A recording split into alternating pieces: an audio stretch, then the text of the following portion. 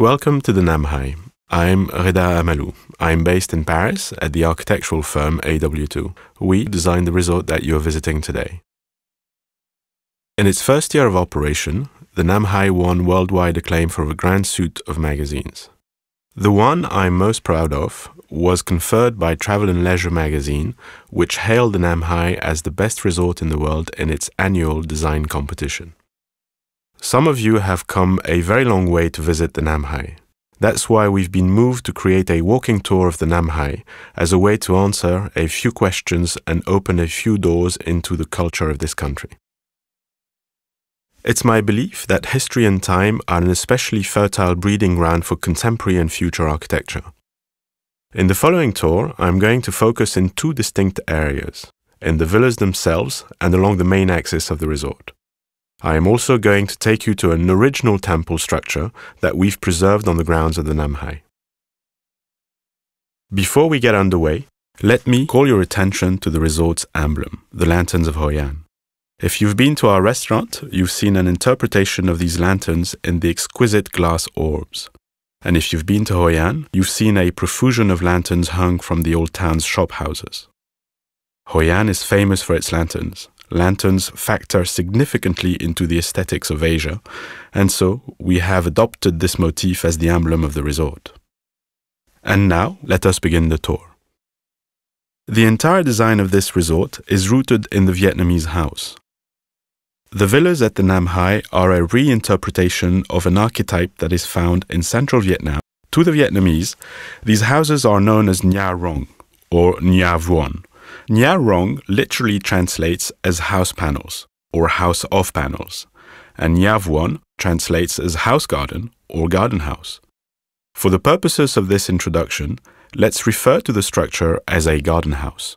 These homes are characterized by a relationship between breadth and depth that's been preserved in our interpretation of the villas, by a pitch roof of flat tiles, by a timber frame that supports the immensity of the roof, and by panels of decorative art within.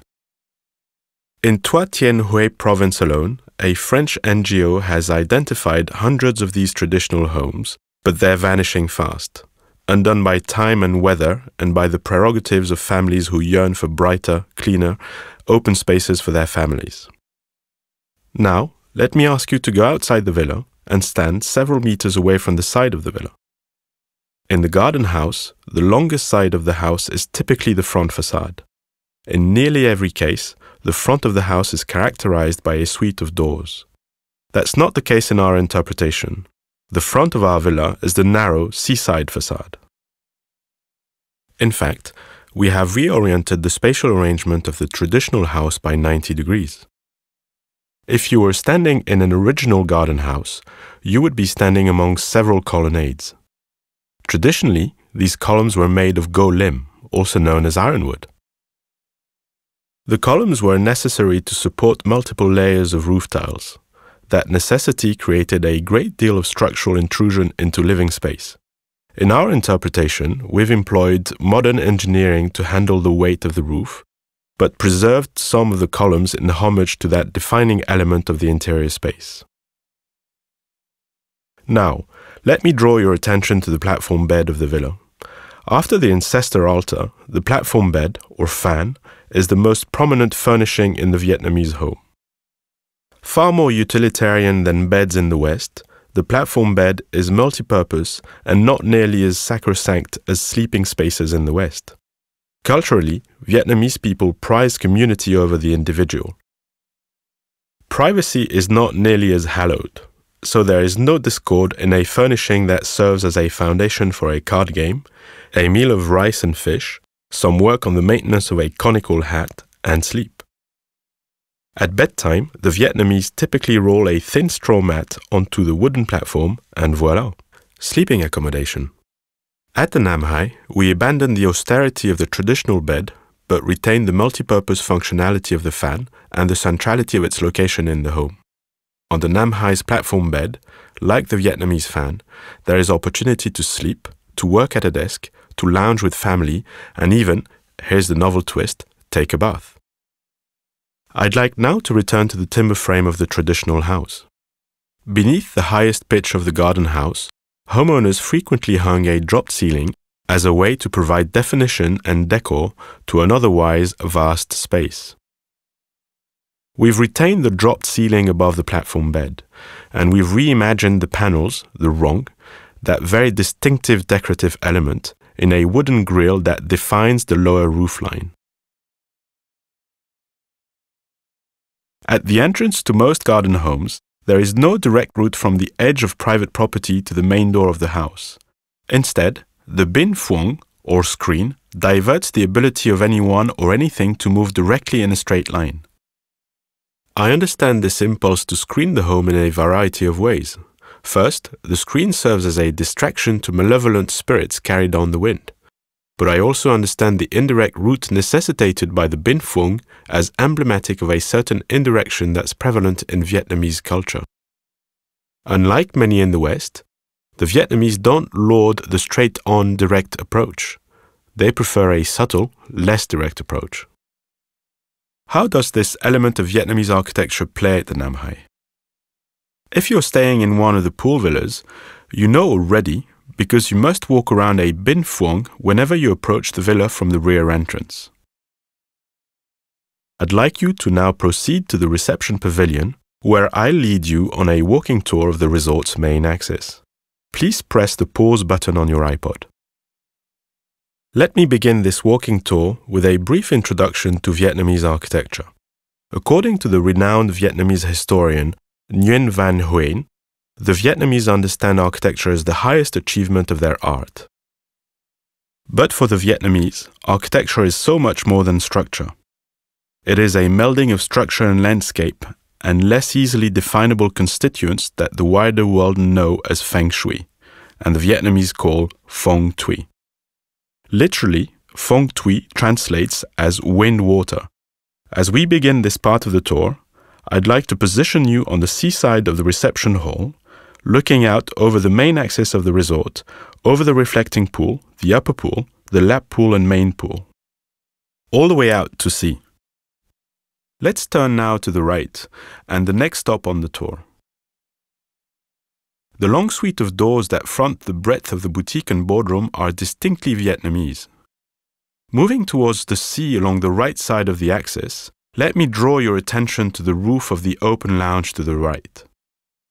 The vast roofs of these more public buildings are of the second traditional style found throughout this part of Vietnam, and they are hallmarks of Hoi architecture.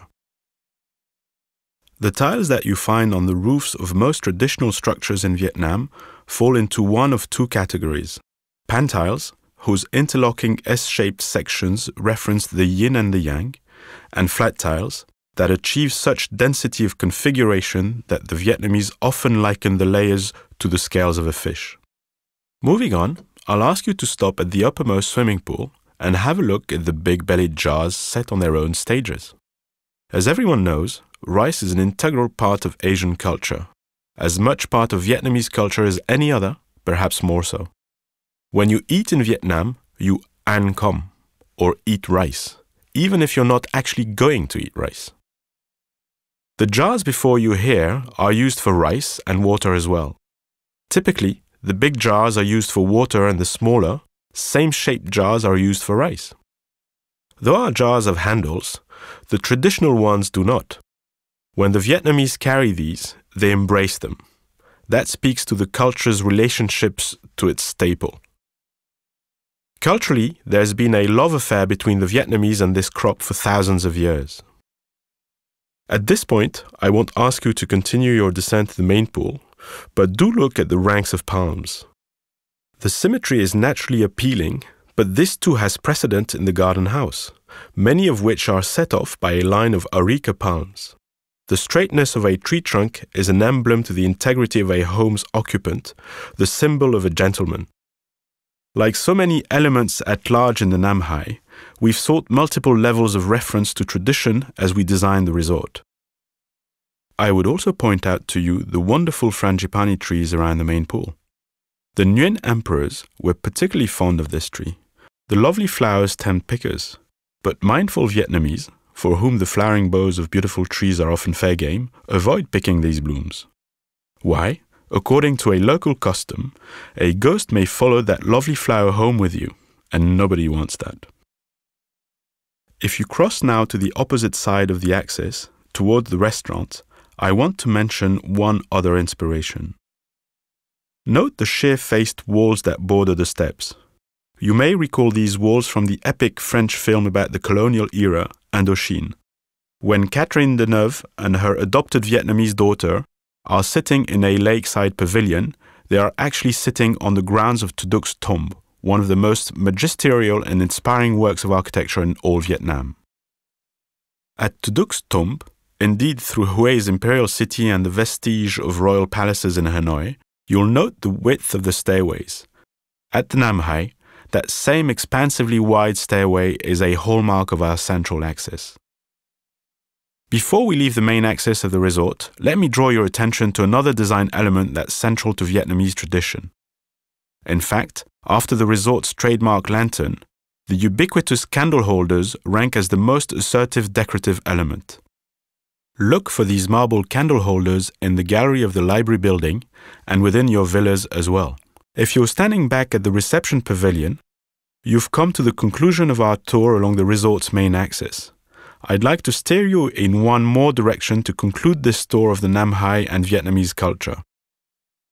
Walk south from reception along the pathway below the high ridge of the pool villas and turn left towards the sea on the path between the two southernmost loops of villas.